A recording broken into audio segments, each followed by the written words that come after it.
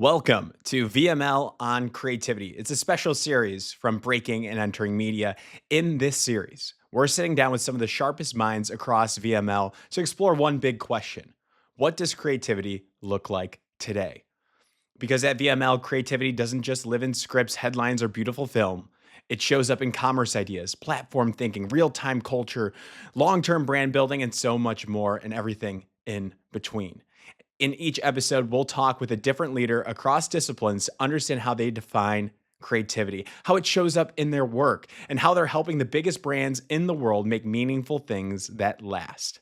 You'll hear about the campaigns that push the boundaries, ideas born from data or emotion, and what it really takes to keep great ideas alive inside a massive agency.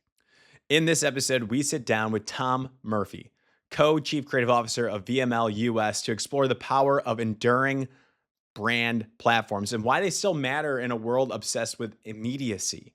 From the iconic longevity of KitKat's Have a Break to bold new work from Hellmann's and Wendy's, Tom unpacks what makes a big idea last across the years, mediums, and cultural shifts. This conversation is a masterclass in brand building, creative consistency, and the art of saying one thing 100 different ways without ever getting boring. Let's get into it. This is the Breaking and Entering Advertising podcast, and as usual, I'm your accomplice, Gino Schellenberger. Kick it, Mikey.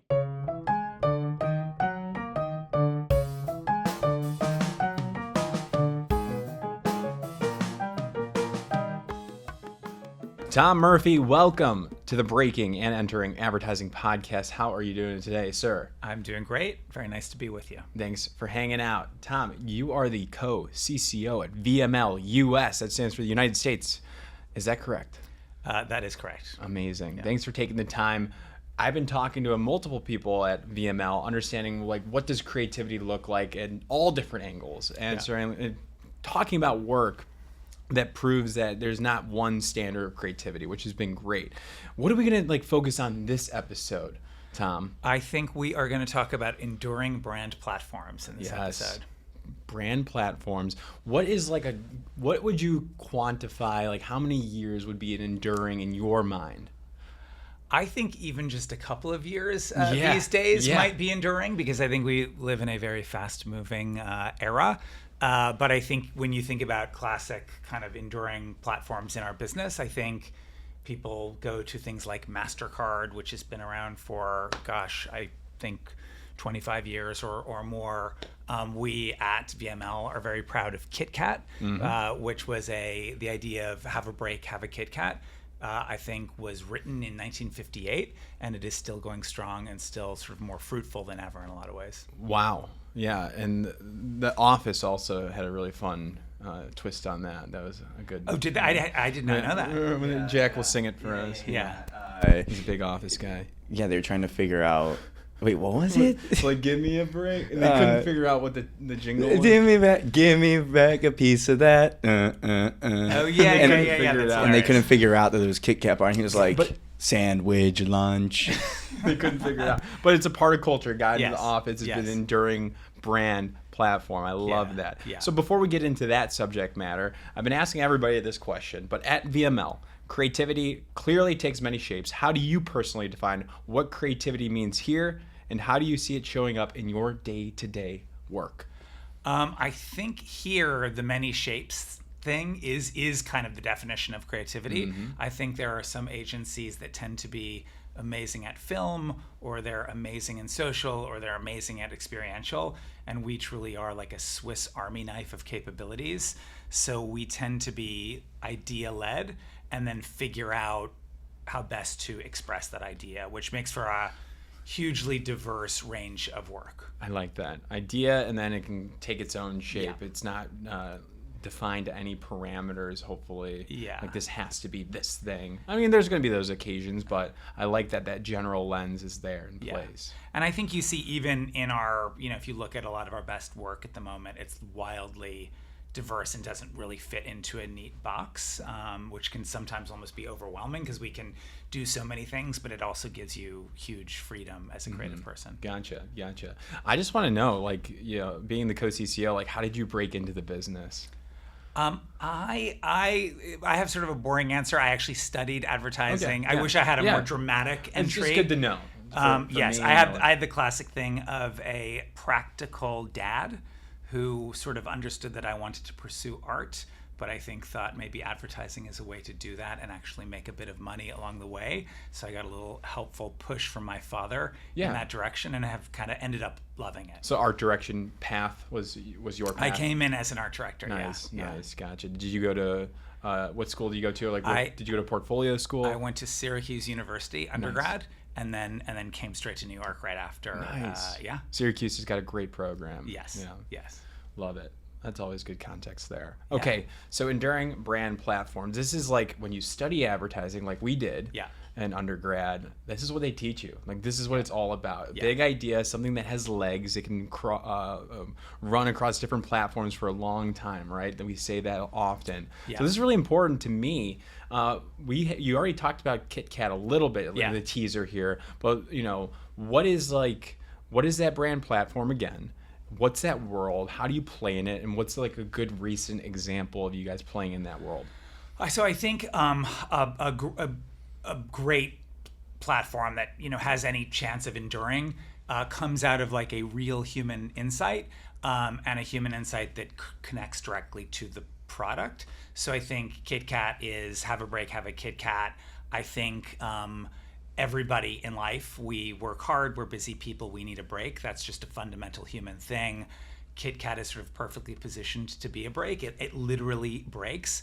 So it's just so freaking simple. I'm sure in 1958 when it was invented, having a break meant taking a break from your office job. I think we live in an era where there's so much that we need to take a break from that actually it's almost a more fruitful platform now than it was way back then. It's going to last forever. Yeah. 2158, 2258. It'll still be there, and KitKat should hopefully remain in that break mindset unless they choose another route. Yes. But it has those legs that we're talking about. So 1958, this was established. Then how do you play into this world? You're now playing into something much larger than yourself. You're kind of like a brand archivist in a way. Totally. So how do you kind of ideate in that space? Again, I think it's so simple. KitKat stands for having a break. So I think the natural thing is what's the context we're talking about. So there are two recent examples that I think are really powerful. One is called phone breaks, and we'll make sure you see it if you haven't already.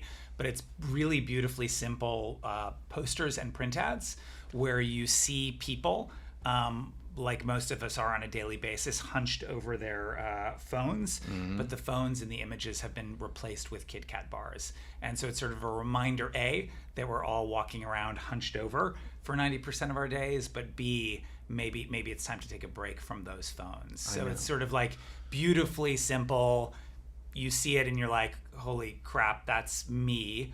And it positions the product as sort of a beautiful answer to that. Now, I love this. I looked at my phone screen time, and it is over 10 hours, I think, a day? 10 hours a day. In fact, interestingly, Isn't that wild? In the case study for this idea, the average modern person is about 4 hours a day, so you are way over indexing. I have a problem. But I guess my argument is I run a media company. I have to be online, but it is not healthy. Last night I had to remove myself from my phone because my eyes were hurting so much. So I should have had a KitKat. Yes. Gotcha. So I love that. It speaks to my generation for sure, the Gen Z audience that needs to get off their freaking phones so much. Yeah. There's another example also this year, also something we think is potentially a contender at Cannes, is called the break chair. And similarly, gamers. Gamers spend a phenomenally long time gaming, and they don't take breaks, and that's just part of what gaming is. And so this was a way to actually encourage taking a break once in a while for gamers because it makes you game better. And what they did was they created a chair called the break chair that actually had KitKat branding on it, and they worked with a couple of famous, amazing gamers. And so when those gamers would take breaks, the other people on Twitch would see the KitKat logo on the chair. So it was almost like sponsoring the break of gamers. I like that. Yeah. I like that. Yeah, wasn't there like some strict rules around like advertising to younger audience in a specific market? So it was a very, very subtle way of advertising, and Yeah. very, very smart. You know what I mean? Yes. It was there if you saw it, but of course, Yes. people freaked out and they did notice it, and then there was a QR code. So Yeah, I mean that's the thing with streaming these days. Aren't they doing like marathon gaming runs of like 24 hours, like straight? yes, exactly. To go back to my incredible archive of statistics, I think like over 50% of gamers will have gamed for 10 hours at a time without taking a break. So it's kind of phenomenal. I don't know. me and my phone. Are you guys? Are you a gamer? No, I'm thinking about it. Yeah. I was thinking about us getting an Xbox or a PlayStation in our apartment, Jack. I don't know how you feel about that, but that could be fun. Yes. Yeah. Yes. Are you a gamer? I am not. My son definitely is. I am not. Okay. What is he playing? Like Fortnite? I don't even know. Yeah, we're not touching I don't that even stuff. know. Yeah. Interesting. Okay, so these are two ways to play into the brand platform here. Yeah. I think, this is interesting stuff. What's another one that you guys are playing? And we saw the Super Bowl spot. Yes. With Hellman's. Is Yes. there a brand platform here? I would say, I think platforms can take many forms. Yes. Hellman's has sort of turned the Super Bowl into a platform for the brand. And so they have been on the Super Bowl in the broadcast for the last 5 years. Okay. And it's sort of become Yeah. a huge part of how they communicate their position to America. So the platform was, for the first of those 5 years, for the first 4 of those 5 years, the platform was make taste, not waste. And it was all about the idea that Hellman's can make the leftovers in your refrigerator go further. Love it. And so there were 4 installments of that kind of narrative. The last one was Kate McKinnon, and it was a film in which she became convinced that her cat was not meowing, it was mayoing. Oh, and right. she read that as a sign to use Hellman's, and I remember that. yeah, it went crazy places from there. And then this year, we changed the message a little bit, and it was not so much about make taste, not waste. It was more just about very simply saying, Hellman's makes a better sandwich. And that was the brief. Super simple. We love in advertising a very simple brief.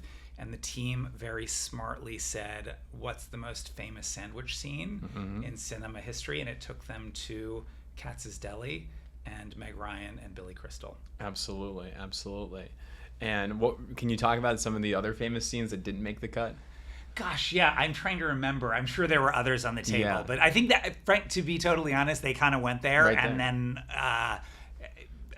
everything kind of naturally followed. Gotcha. The clients actually immediately saw the bigness in the idea, and then it was a matter of trying to convince all of these people to come on board and actually do it, because it's sort of, as you can imagine, there's Billy Crystal, there's Meg Ryan, there's Rob Reiner and all the people from the studio. There are a lot of people with a stake in the Harry Met Sally story. Right. So we needed to convince a lot of people. And I'll quiz Jack, who's on the producer mic. Who was the Yes. cameo at the very end, Jack, if you remember the Super Bowl spot? Sydney Sweeney. That is correct. 5 points to Jack. Very I'm so freaking good at this stuff. It's insane. amazing, without missing a beat. Yeah. Absolutely. But I like this point that the brand platforms can take different shapes. Yeah. And like you said with Hellman's, the Super Bowl, showing up there and that platform Yes. is really interesting too. Any other examples that come to mind, whether it's like from you guys or just something I you've think seen? sometimes they can be different. They can get very executional. Like I think another famous platform, but it's very much it's an execution, is Mayhem for Allstate. Yeah. Like they stand for being an antidote to mayhem, and then they have this very tight idea of a guy who personifies mayhem. But that would be just another kind of great example, I think. So for our listeners out there, whether they're marketers or they're Yeah. other agency professionals or people that are junior, like what advice do you have for like how do you create work that stays relevant and adaptable over the years, not just weeks? And I think that's so important to hear. I think it's connected to everything we've been saying, kind of the KitKat example. I think if the idea comes out of a real truth about people and the product and how those two things intersect, they tend to be have the ability to go on for a long time. And that's the best, when you have an idea that's so simple and true, and then the creative's job is just to come up with interesting ways to deliver on it. Like, honestly, I've never worked on it, but the Mayhem thing I was talking about, it's so clean and simple that it's like kind of a dream to work on those things, because you've got a tight box to play in, but then you can kind of go anywhere with it. But what do you tell marketers that might just want to learn or want to execute on something that's conversion based, quick, like want to see the results right away? What's your message to them? Yeah, I do think we all, marketers, advertising people in general, we've gotten very impatient, and often, obviously, we want immediate results on things. And I do think there are lots of famous advertising stories of things that began and people didn't quite get them, and then you start to build them, and they become the most iconic, famous platforms we've ever known. Yeah. Wonderful. Well, any other campaigns that we didn't talk about that you want to get out there in the world? Any fun facts? I'd say another like fun platform that we have here at the agency that I kind of love and we kind of love is Wendy's. Oh yeah. And their platform is actually the voice of Wendy herself, and she has sort of a sassy perspective on the world, and it is about staying fresh, obviously never frozen. So I loved a piece of work this year called Frosty Fix. Oh yeah, we talked about this. Being Chicago boys, it was the River North McDonald, like the big McDonald's in River North. Yeah, the Wendy's. It was kind of so genius. Another Chicago brand, obviously. McDonald's famously has janky shake and ice cream machines, and they're always broken, and everyone knows this. So Wendy's very smartly said, "What do we do with that?"